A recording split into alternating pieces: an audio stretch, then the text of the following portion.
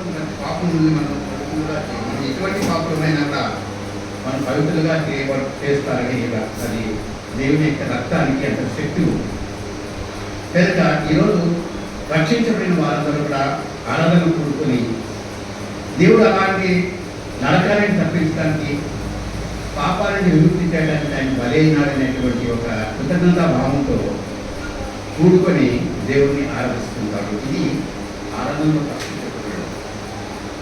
క్రమంగా రాను ప్రభుత్వంటే మీకు పూర్తిగా అర్థమవుతుంది.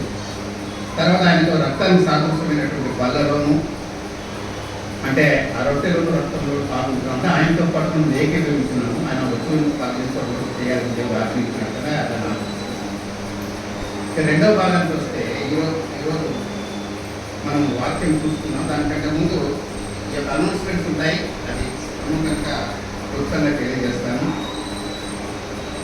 ప్రైవేట్ తెలియజేసి కార్యక్రమాలు ఆదివారం నుండి శనివారం ఉండేటువంటి కార్యక్రమాలు రోజు మీద ఒకసారి ప్లాన్స్ ఒకసారి ప్రయత్నిస్తే కూడా మీకు ఆ యొక్క కార్యక్రమాలు సమయం పెట్టవలసిందా వాడు అయిపోయిన తర్వాత కూడా చూస్తున్నాం. మీరు అందరూ వచ్చి ఏకీభవించినందుకు మీకు వాక్యం చూస్తున్నామని సువార్త బైబిల్ ఉండవా చూడండి. లేని వాడి పక్కన ఉంటే కూడా మీరు చూడండి. అక్కడ దగ్గర బైబిల్ ఉన్నాక బైబిల్స్ కూడా ఇంట్రెస్ట్ ఉంటే బాగుండేది. లూకా సువార్త 2వ అధ్యాయం 24 అధ్యాయం కొనసాగించండి. లూకా సువార్త 24:5.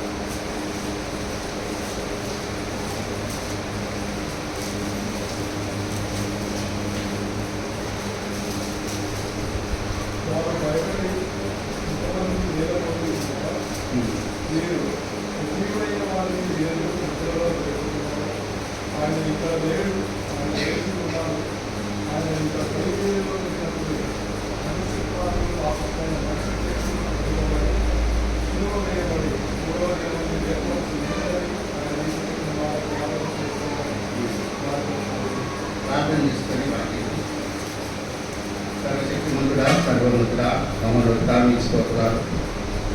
ఈ ఆదివారం ఉంటే కాదండి ప్రతి ఆదివారం అండి పరిశుద్ధ దినంగా ఆచరిస్తున్నాం. మేము ప్రభావం ఆరాధిస్తున్నాం.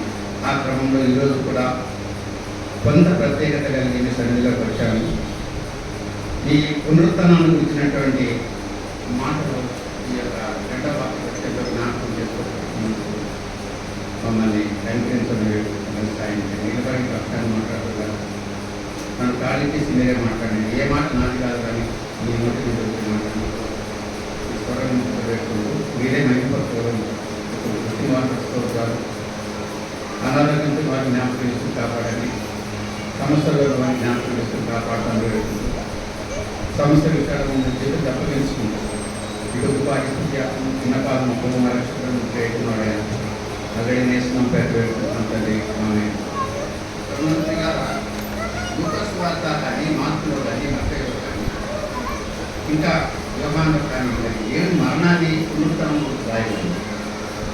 పునరుత్థానం అంటే ఏంటంటే చనిపోయిన వారు తిరిగి లేవరు. చాలామంది ఇక్కడ మెడికల్ ఫీల్డ్స్లో అవుతున్నారు. మ్యాక్సిమం డెత్ వరకు డాక్టర్ సహాయపడతాడు, పోరాడతాడు. డాక్టరే దేవుడు అంటారు. కానీ ఆఫ్టర్ డెత్ మనలో 3 భాగాలు ఉంటాయి. శరీరము, ఆత్మ, ప్రాణము. ఆత్మ అనేది మనలో ఉంటుంది. అది మంచి చెడు ఉంటుంది. దేవుని ఆత్మ ఉంటే ఇంకా సరైన రీతిలో దేవుని తిరిగారు. దేవుడు మనకు ఆత్మ ఇచ్చినాడు. మనకు దేవుడు మనలో జీవాత్మ ఇచ్చాడు. ఆ జీవాత్మ మరణించిన తర్వాత శరీరం ఇక్కడే వదిలిపెట్టబడుతుంది. ఆత్మ దేవుని దగ్గర కనుక ఆత్మ దేవుని దగ్గరికి పోయినప్పుడు అక్కడ ఎలా ఉండాలంటే ఇక్కడ ఉన్నట్టు కాదు.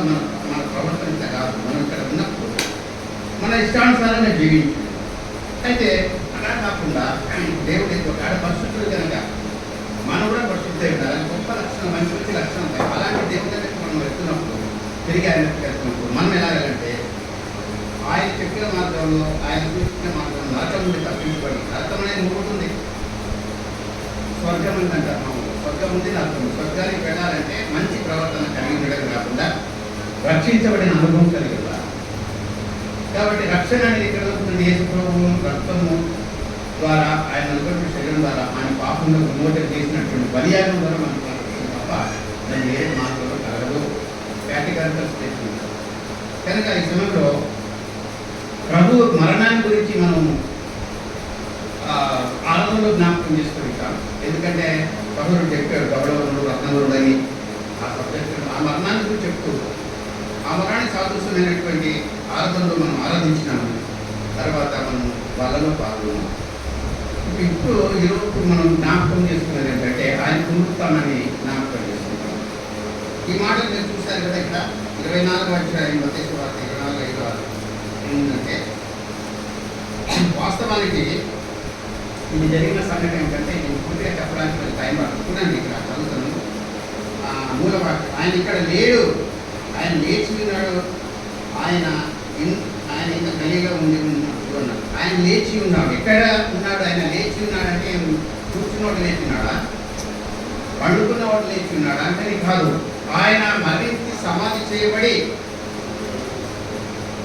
మరణించలేదు. ఆయన సమాధి చేసినా ఆయన మృత్యువు లేదు. ఆయన మృత్యుం చేయడు.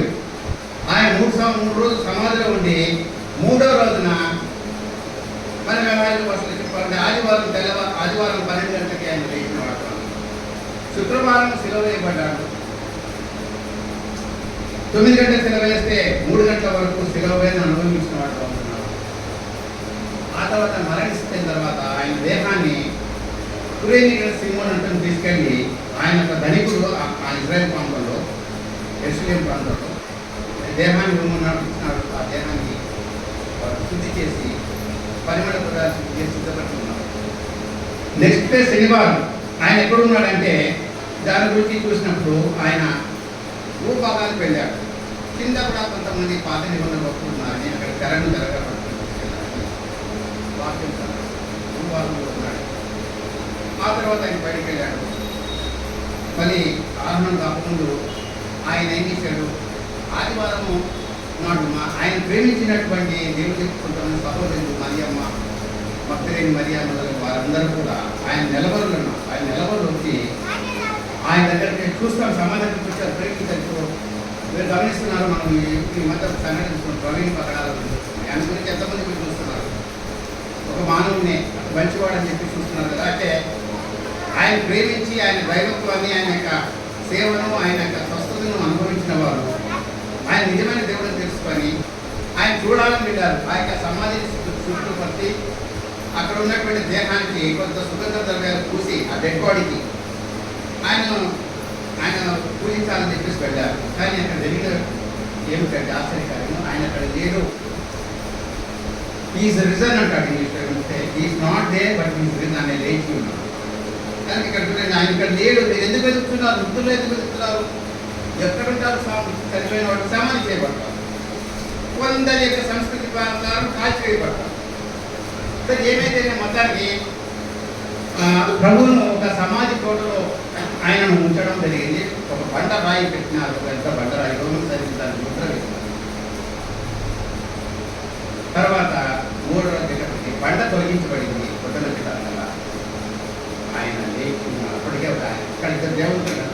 దాని సంగతి తెలియాలంటే మనకు కావాల్సిన సమాచారం నాకు చూడండి. నేను మీకు చదివి చూపిస్తాను. లూకాసు వార్త 24వ అధ్యాయం చూడండి. ఇప్పుడు జరుగుతున్న అంశం చెప్తుంటే ఆ పొద్దున కూడా స్త్రీలు వెళ్ళినప్పటి నుండి మనకు జరిగిన సంఘటన ఇక్కడ రాయబడింది. చూద్దాం చూడండి. లూకాసు వార్త 24:1 చూద్దాం చూడండి. పిల్లరా, నేను ఒక వచనం చూద్దాను, మీరు వచనం కావండి. మార్చి ఆదివారం నా తెల్లవారుతుండగా ఆ స్త్రీలు తాము సిద్ధపరిచిన సుగంధ ద్రవ్యములు తీసుకొని సమాధి యుద్ధకు వచ్చి సమాధిని కలవండి.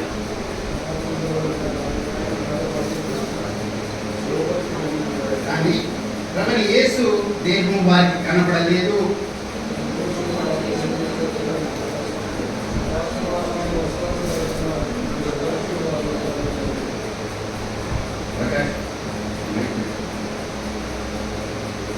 వారు భయపడి ముఖములు నేల మోపి ఉండగా వీరు సజీవుడైన వారిని మీరెందుకు మృతిలో చూస్తున్నారు? ఆయన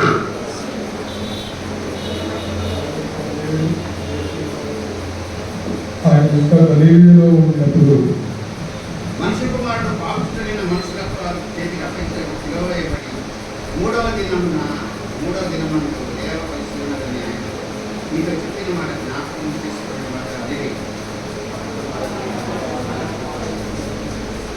సమాజంలో తిరిగి వెళ్ళి ఈ సంగతులని 11 శిష్యులకు సత్యవంతులకు తెలియజేసేది.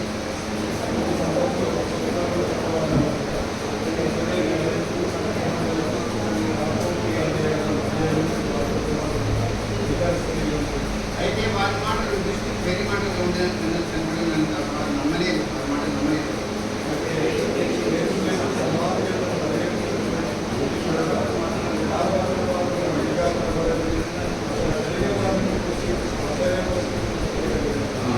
ఇక్కడ జరిగిన వృత్తాంతమే ఉండగా నేను చెప్పినట్టు మనం 3 రోజున తెల్లవారుజామున పెట్టారు.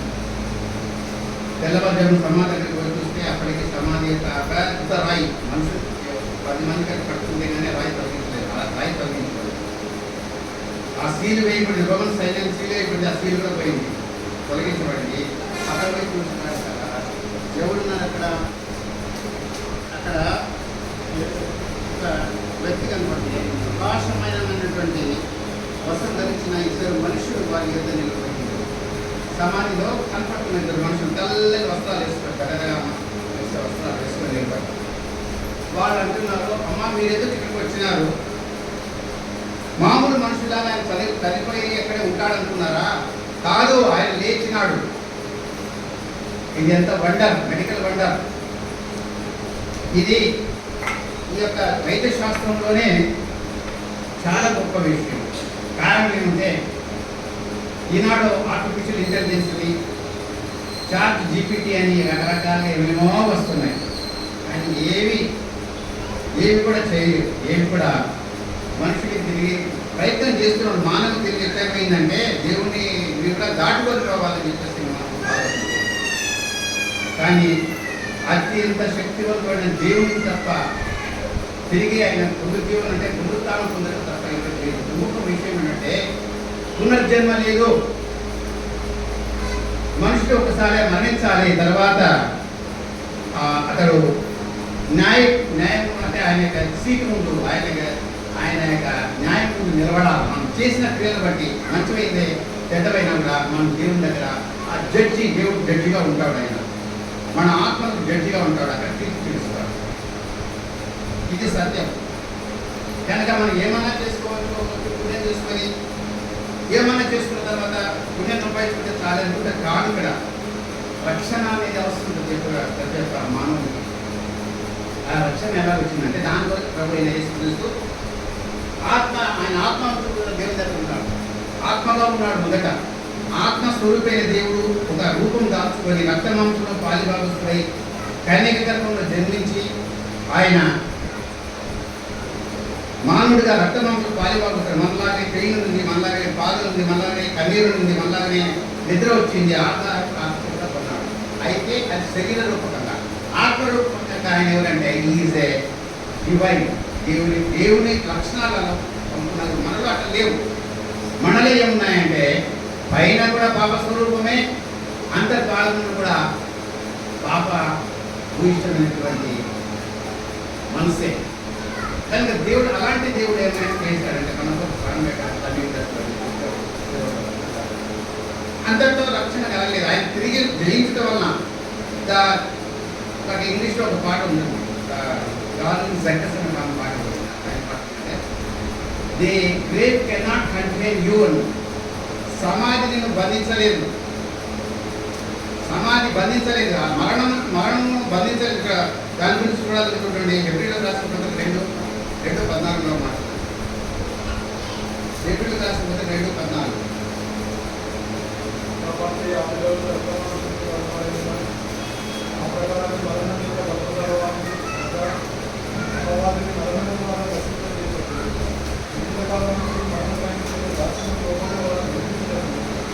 ఆయన కూడా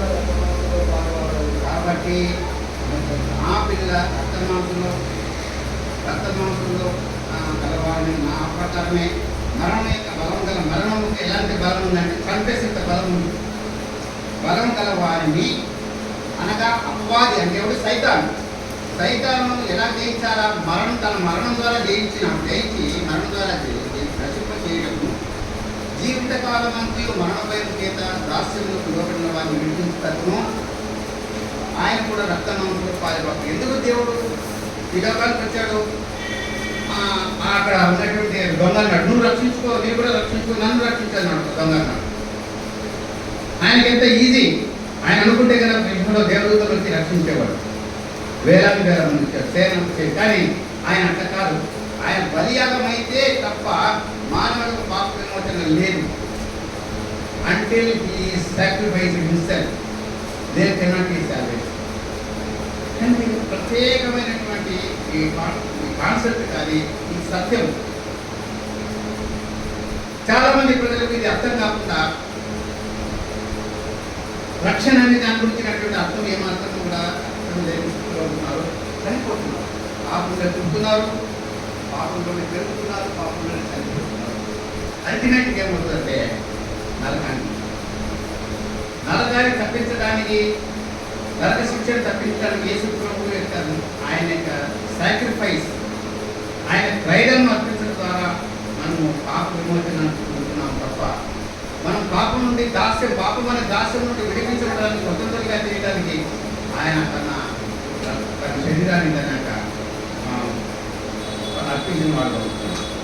ఎవరు ప్రాణం తీయలేదాన్ని ఆయనంటే ఆయన తప్పించుకొని 7 మాటల చివరి మాట, తండ్రి నా ఆత్మ నీకు అప్పగించుకున్నానని మరి గుడ్ ఫ్రైడే తండ్రికి అప్పగించుకున్నాను, తండ్రితో ఐక్యమైనాడు, అక్కడ ఉన్నాడు, తిరిగి మనకు వస్తున్నాడు. ఒక హోప్ ఏమిటంటే యేసుప్రభువు నమ్మిన వాడు పాపక్షమం ఉంది, ఆయన మరణించి సమాధి చేయబడి మీకు లేచినాడు, దానికి ఒక మనకు నమ్మకం ఉంది. నిరీక్షణ అంటారు, క్రైస్తవ నిరీక్షణ అంటారు. క్రిస్టియన్ ప్రిన్సిపల్స్లో faith and salvation and also hope అనే ముఖ్యమైనటువంటి ఉన్నాయి. ఈ నిరీక్షణతోనే క్రైస్తవ దేవుని బిడ్డలు, క్రైస్తవులు అనుకుంటారు, విశ్వాసం ఎవరైతే యేసుప్రభువుని విశ్వాసం ఉంటారో వాళ్ళు ఎవరైనా కానీ ప్రభు దగ్గరికి పోవడానికి, పరలోకానికి వెళ్ళడానికి, మోక్షానికి వెళ్ళడానికి, స్వర్గానికి వెళ్ళడానికి ఆయన మాత్రం నేనే సత్యం, నేనే జీవం తప్ప నా ద్వారా తప్ప అన్నితో ఎవరు ఉంటున్నారు, పరలోకానికి ఎవరు దానికి డాక్టర్లు క్యాన్సర్ ట్రీట్మెంట్ డాక్టర్స్తేనే క్యాన్సర్ బాగైంది. హార్ట్ పేషెంట్కు హార్ట్ సర్జరీ చేయాలంటే హార్ట్ క్యాటలిస్ట్ చేయాలి.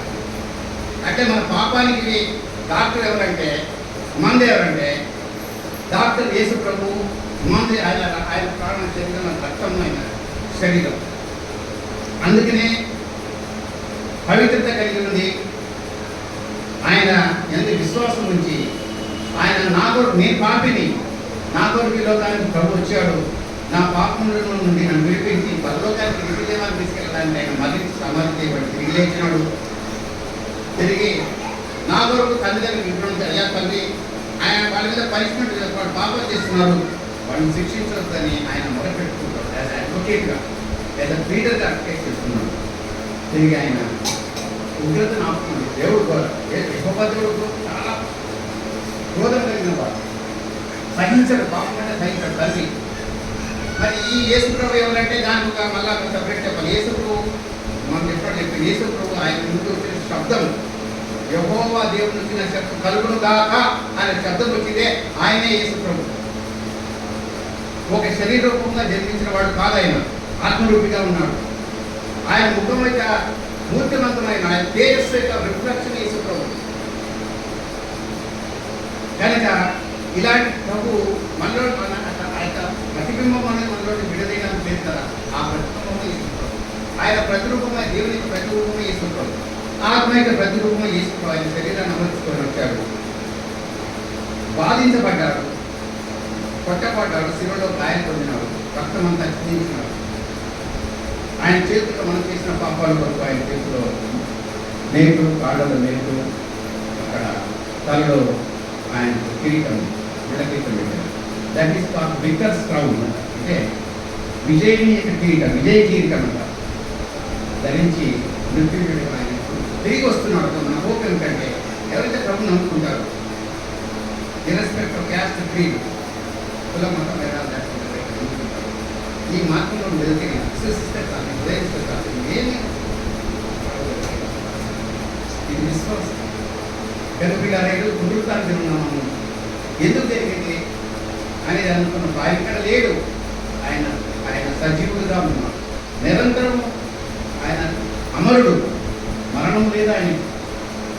మనల్ని మనం దాస్యంలో మరణ దాస్యంలో పాపలకు బానిసలైన మనల్ని రక్షించడానికి ఆయన మన కొరకు మన జీవం ఉండడానికి చాలా మరణించి సమాజం. ఇది గుప్తంగా ఈ పునరుత్థాన సేవకి ఒక అర్థముకు సందేశం.